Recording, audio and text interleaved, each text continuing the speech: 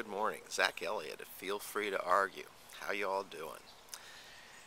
I wanted to talk a bit about this Iranian scientist who we claim not to have and then claim that finally that we did have just as he was leaving for his home country. And I've been reading and reading on this story trying to figure out who's bullshit, if any, to believe, and I'm just having a hard time sorting things out. So let's talk about what is known, what will likely happen, and I'll kind of spin a scenario for you at the end. First of all, what's known about him?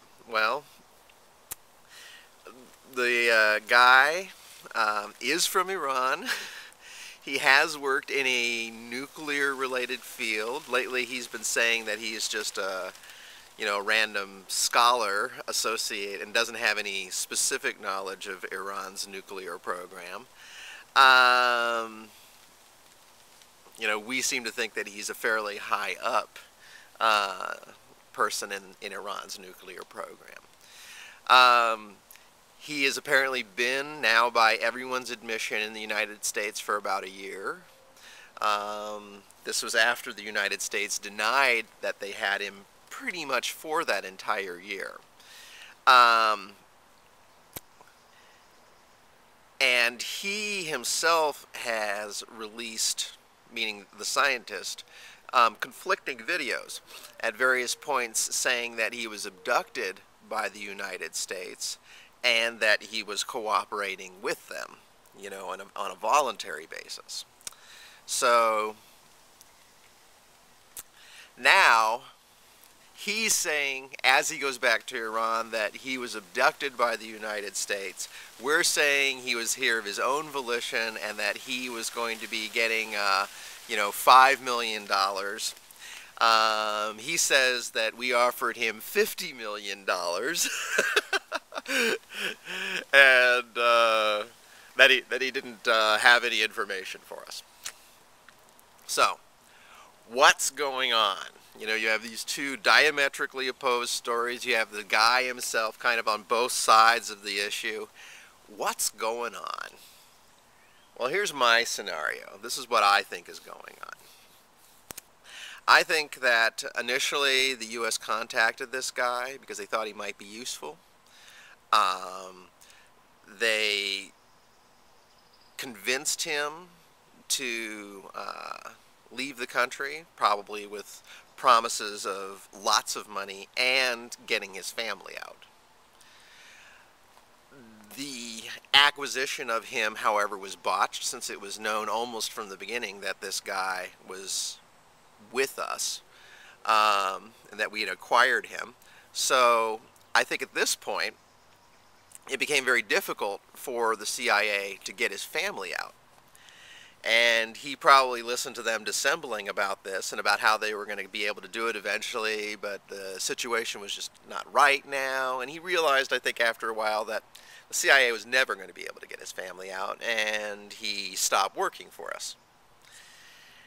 And now this is kind of just like sort of the breakup fight between him and the United States, where, he's saying, oh, well, I dumped them, and they're saying, well, no, we dumped him. You know how these things go. But this is like much more dangerous than your standard breakup, in the sense that I think this guy is in a lot of danger at this point, from everyone, basically, because the Iranians are certainly interested in what he said to us, and we honestly have about, I think, as much information out of this guy as we're ever going to get. We didn't even have to pay him. This is the fun part, because apparently because of the situation with the embargo on Iran now, that even though he was promised $5 million and the U.S. government says he's got it, he can't take it with him, and so it's still here. Talk about having your cake and eating it too. We get to, use this guy and keep our money too. So the Iranians, of course, are very interested in what he said to us. And we don't care honestly, whether he lives or dies. In fact, as my wife pointed out, I think we would be much happier at this point if he died. Both because it would not give the Iranians a lot of time to figure out, what he might have told us, and because there would be nobody to contradict our claims of what we said we got out of him. And I kept thinking back to like a Curveball in the lead up to the Iraq War. And Curveball was this highly unreliable source that the Germans had in custody.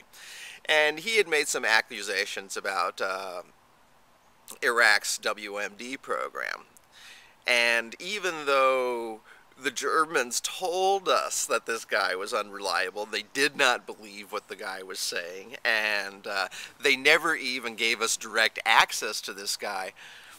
We largely used his accusations as the primary justification for going to war in Iraq. So what does that tell you about us?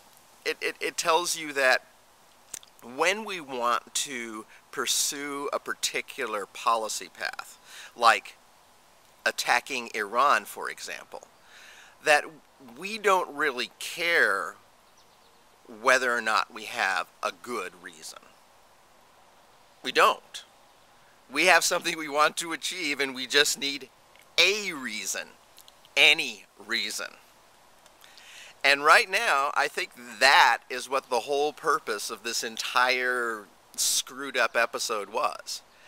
It's the U.S. finding there any reason to attack Iran. So I think as you observe, the administration making its case for war, as it's surely going to do, you're going to see this guy's testimony referred to. They may refer to it directly, especially if he's dead. Or they'll just talk about how they have secured information on Iran's nuclear program, and they're now completely certain that, it's going forward. So I think that's basically what we're seeing here, and I don't think this guy is very long for the world, and I think a lot of that is due to us. I mean, I think that's why the American officials, who honestly, if we had any interest in this guy's continued existence, we would be shutting the fuck up about our arrangements with him. Us broadcasting that he was in our custody, broadcasting that he gave us information, broadcasting that we're giving him money. That's just us telling the Iranians to kill him. I mean, what other purpose would it serve? Of openly telling this information so that it gets out there, so that people like me can read it. I mean, I don't see what else they could be doing with this stuff. So, I don't know. I mean, if somebody else is reading this stuff and they've got a more plausible scenario, you can always feel free to argue. But right now, it looks like what we were doing is we were fishing for our any reason, and we found it. It's been Zach Elliott. Hope you're having an okay day, people.